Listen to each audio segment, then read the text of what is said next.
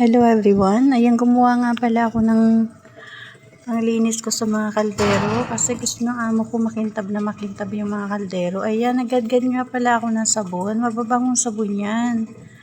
Ano siya, 2 packs nung para siyang jelly, then yung sabon na matigas. Pinaghalo-halo ko siya guys. Nilagyan ko nga pala siya ng baking soda.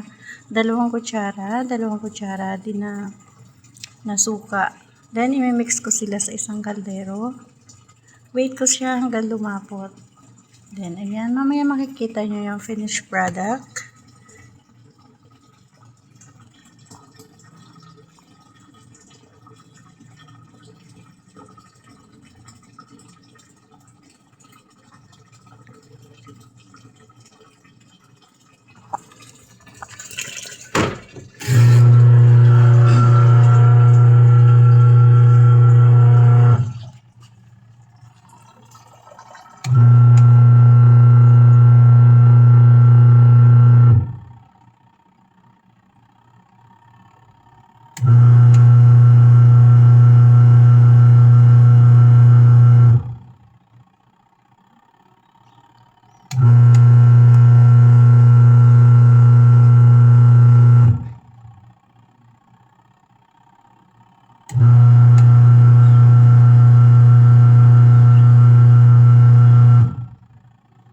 Ayan na siya guys, luto na.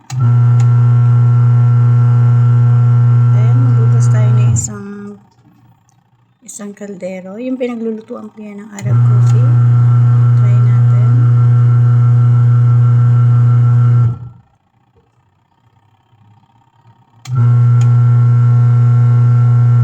Sobrang makintab siya guys, kaya natutuwa yung amo ko sa ganyan.